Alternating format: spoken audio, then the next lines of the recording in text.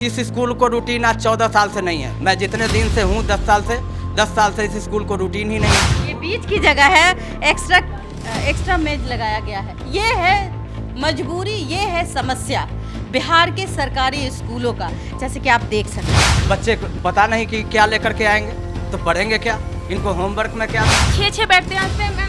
अभी जगह मिला हम लोग को, 9th वाले को 3 खाली किया गया है और घर भेजा गया है, तो भी हम लोग यहाँ पे नहीं तो हम। अब समझ लीजिए कि मैडम 800 बच्ची हमारी केवल 12 में है, 700 बच्ची हमारी ये 10 में है, और फिर 700 बच्ची हमारी जो है ना वो ये 9 में है। तो मैं सिर्फ या तो 9 चला सकता हूँ, या 10 चला सकता हूँ, या 11, 12 चला सकता हूँ। ये मेरी स्थिति है। 9 के ए सेक्शन, बी सेक्शन और सी सेक्शन। आज का दिन तो अपसेट हो गया, मतलब आज का दिन खराब हो गया। अटेंडेंस लेके भेजे, लेके नहीं, मतलब पढ़ाई तो खराब हो गई।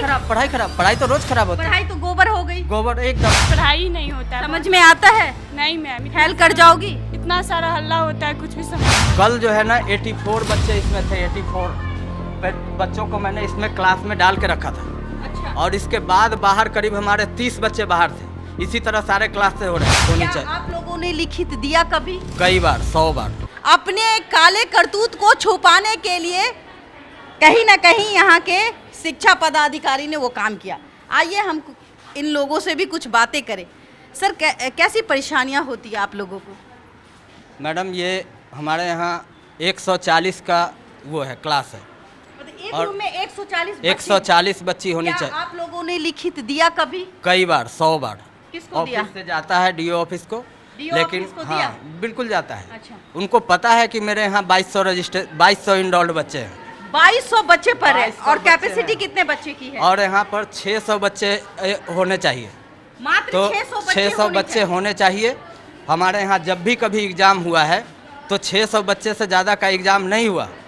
तो और 3 बच्चे कहाँ गए? अब 1 मिनट समझिए, 600 से ज़्यादा वो दे ही नहीं सकता, क्योंकि 2 बच्ची बैठती है उस समय। तो मैं अभी 4 बैठा लूँगा या 5 बैठा देंगे। 6 बैठ जाएंगे। अब 6 बैठा देंगे तो 6 बैठा देंगे तो 800 बच्ची मैं रख सकता हूँ। अब समझ लीजिए कि मैडम 800 बच्ची हमारी केवल 12 में है, जी। 700 बच्ची हमारी ये 10 में है, और फिर 700 बच्ची हमारी जो है ना वो ये 9 में है। तो मैं सिर्फ या तो 9 चला सकता हूँ, या 10 चला सकता हूँ, या 11, 12 चला सकता हूँ। ये मेरी स्थिति है।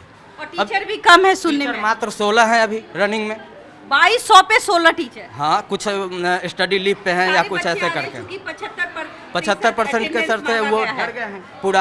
अब डर गए, बाहर कोचिंग बंद हो चुकी है, तो बच्चे का आना लाजमी बढ़ गया। अब बच्चे का आना लाजमी बढ़ गया तो ये तो अपनी सीट मांगेंगे। कल जो है ना 84 बच्चे इसमें थे। 84 बच्चों को मैंने इसमें क्लास में डाल के रखा था। अच्छा। और इसके बाद बाहर करीब हमारे 30 बच्चे बाहर थे। इसी तरह सारे क्लास से हो रहे थे। तो क्लासरूम की कैपेसिटी बेंच में गुना 4, जो इसमें 19 बेंच लगा हुआ है। गिन लीजिए, 1 2 3 4 5 6 7 8 9 10 11 12 13 14 15 16 17 बेंच लगे हैं। 2 अभी लगाया गया था कल। तो अगर हम 17 बेंच लगे हैं तो सरकारी आपका आंकड़ा क्या कहता है, एक क्लास में कितना बच्चे को पढ़ाने की जरूरत सरकारी जो एक क्लास माध्यमिक में 60।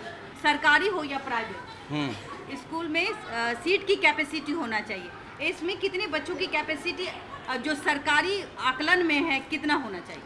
मैडम पहले तो ये समझिए कि 10 को चाहिए हमारा 5 रूम, और 140 का स्ट्रेंथ से चाहिए। यदि एडमिशन है तो में एक क्लास में 65 या 60 बच्चे होने चाहिए। अब 650 बच्चे हैं तो हमको 10 के लिए चाहिए 10 कमरे। हमको मिला है 3 कमरा, मात्र 3 कमरा। 1 2 3। तो देखिए कैसे बैठाएंगे हम? मात्र 3 कमरे मिले हैं, कहाँ से बैठाएंगे? और इनका कहना है कि 10 कमरा मिला। 10 कमरा हमको चाहिए। और टीचर भी चाहिए। टीचर भी चाहिए उस हिसाब से 10 एक साथ। बच्चों के पास रूटीन ही नहीं है, क्योंकि हम रूम वाइज रूटीन बनाते बगैर हैं। रूटीन के आप और पढ़ाना डेली मजबूरी हो गया है। बिल्कुल। अब जो हमको क्लास आएगा, यदि मैं मैथ तो का ऐसे में टीचर तो हूँ, बच्चे फेल कर जाएंगे। अरे तो हम क्या कर सकते हैं इसमें? बिल्कुल। मेरी क्या? आपने कभी मतलब प्रिंसिपल ने, यहाँ की प्रिंसिपल ने कभी शिकायत दी है? रूटीन इस स्कूल को रूटीन आज 14 साल से नहीं है। मैं जितने दिन से हूँ 10 साल से इस स्कूल को रूटीन ही नहीं है। बच्चे को पता नहीं कि क्या लेकर के आएंगे, तो पढ़ेंगे क्या, इनको होमवर्क में क्या दूँ। मैं बस बच्चों से भी पूछती हूँ, क्योंकि बच्चे देश का भविष्य आने वाले समय का। हाँ, रूटीन नहीं है बेटा, तो कैसे पढ़ते हो? मैम रूटीन भी नहीं है हमारे स्कूल में, और बिना मतलब कि रूम बाय रूम पढ़ाते सर लोग। और फिर हमारे स्कूल में बहुत दिक्कत हो रही है बैठने और सब कुछ की, और फिर से अभी गर्मी का सीजन है। यस मैम, ये फैन काम नहीं कर रहा है। यस मैम, 6 हम लोग बैठते हैं, कितना पसीने आ रहे हैं। Yes ma'am. ऐसा है। देखिए बच्चों लोगों को पसीने आ रहे हैं, लेकिन ये फैन होने के बावजूद भी ये बच्चों को पसीने से मुक्त नहीं कर पा रहे। यस मैम, हाँ। Yes ma'am. मैम हम लोग इस पे 6 बैठते हैं, इसमें मैम अभी जगह मिला हम लोग को, 9th वाले को 3 खाली किया गया है और घर भेजा गया है, तो भी हम लोग यहाँ पे नहीं तो हम 3 का खाली किए हैं। 300 बच्ची को आपने घर भेज दिया है। भेजे अभी 3 रूम से। दिक्कत हो हाँ, गई। 9 के A सेक्शन, B सेक्शन और C बच्चे का सेक्शन। आज का दिन तो अपसेंट तो- हो गया, तो- मतलब आज का दिन खराब हो गया। अटेंडेंस लेके भेजे। लेके नहीं, मतलब बस, पढ़ाई तो केवल खराब हो गई। पढ़ाई खराब, पढ़ाई तो रोज खराब होती है। पढ़ाई तो गोबर हो गई। गोबर एकदम। अब देख गोबर ही लीजिए का है, बिहार के लिए तो हाँ। गोबर ही हो गई ना। अब देख बच्चे लीजिए तो ना, फेल कर जाएंगे। आज इनको मैंने इसलिए जगह दिया कि इनका फॉर्म भरने का डेट आया हुआ है। अच्छा, तो 10 वाले को तो रखना बच्चों पड़ेगा। सबसे ये देखिए, ये बीच की जगह है, मैं भी पसीने से लथपथ हूँ। ये बीच की जगह है, एक्स्ट्रा मेज लगाया गया है। ये है मजबूरी, ये है समस्या बिहार के सरकारी स्कूलों का। जैसे कि आप देख सकते हैं, ये बच्चे हैं, ये देश का आने वाला भविष्य है। ये छात्राएं हैं, छात्र भी नहीं है जो ठूस करके बैठा है। लिखती कैसे होगी, पढ़ती कैसे होगी, ये भगवान भरोसे ये सरकारी स्कूल है। सिर्फ एक कलम पे, एक कागज पे कुछ लिख दिया जाता है। सिर्फ एक कलम और कागज की जगह ये बना दिया जाता है कि भाई 75% बच्चों का अटेंडेंस अनिवार्य है। लेकिन क्या ये सही है बच्चे? नो मिस, बिल्कुल गलत है। गलत है। हाँ, क्यों गलत है?